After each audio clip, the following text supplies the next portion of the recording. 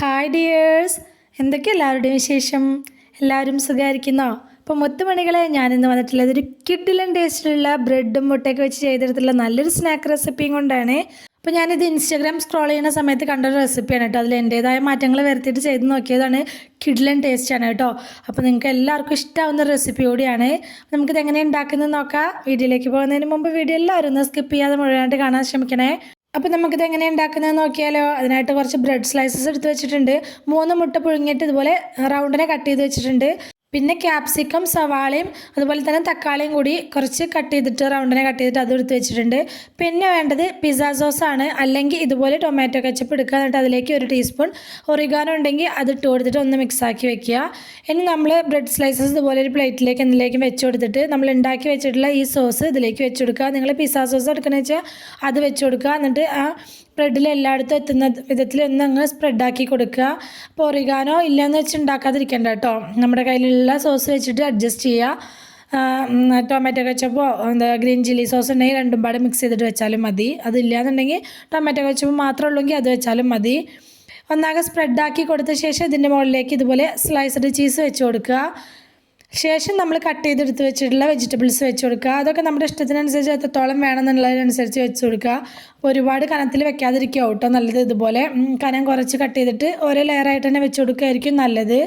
ഇനി അതിൻ്റെ മുകളിലേക്കായിട്ട് നമ്മൾ മുട്ട കട്ട് ചെയ്ത് വെച്ച് കൊടുക്കുക. നല്ലൊരു സ്നാക്ക് റെസിപ്പി കേട്ടോ, നല്ല ടേസ്റ്റി ആയിട്ടുള്ളൊരു സ്നാക്ക് റെസിപ്പിയാണ്. അപ്പോൾ തീർച്ചയായിട്ടും ട്രൈ ചെയ്ത് നോക്കേണ്ട റെസിപ്പിയാണ് കേട്ടോ. മുട്ട വെച്ച് കൊടുത്ത ശേഷം അതിൻ്റെ മുകളിലേക്ക് കുറച്ച് മൊസറല്ല ചീസ് കൂടി വെച്ച് കൊടുക്കുന്നുണ്ട്. കയ്യിലുള്ളവർ വെച്ച് കൊടുക്കുക, അല്ലാത്തവർ നിർബന്ധമില്ല കേട്ടോ. ഏതെങ്കിലും ഒരു ചീസ് വെച്ച് കൊടുത്താലും മതി. അപ്പോൾ ഇത് വെച്ച് കൊടുക്കുന്ന സമയത്ത് നല്ല ടേസ്റ്റിയാണ്. അതുപോലെ അങ്ങനെ മെൽറ്റായിട്ടത് കാണാൻ നല്ലൊരു രസമാണ്, കഴിക്കാനും ടേസ്റ്റിയാണ് കേട്ടോ.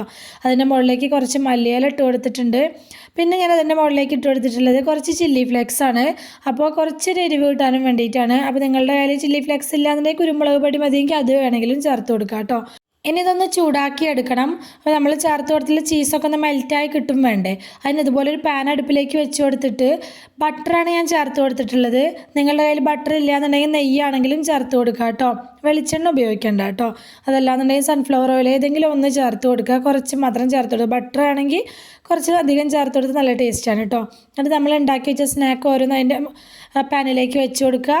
ആ ചീസ് നമ്മൾ ചേർത്ത് കൊടുത്തുള്ള ചീസ് ഒന്ന് മെൽറ്റ് ആവുന്നത് വരെ നമുക്കിതൊന്ന് മൂടി വെച്ച് ലോ ഫ്ലെയിമിൽ വെക്കുക കേട്ടോ. അപ്പോൾ പാന് നമ്മൾ ഫ്ലെയിം കിട്ടുന്ന ഭാഗത്തേക്ക് നീക്കിയൊക്കെ വെച്ച് കൊടുത്തിട്ട് എല്ലാ ഭാഗത്തേക്കും എത്തുന്ന വിധത്തിൽ ഫ്ലെയിം എത്തുന്ന വിധത്തിൽ വേണം കേട്ടോ. ഇതൊന്ന് നമ്മൾ ചൂടാക്കി എടുക്കാനും വേണ്ടിയിട്ട്. അപ്പോൾ നമ്മൾ ചീസൊക്കെ മെൽറ്റായിട്ട് കിട്ടിയിട്ടുണ്ട്.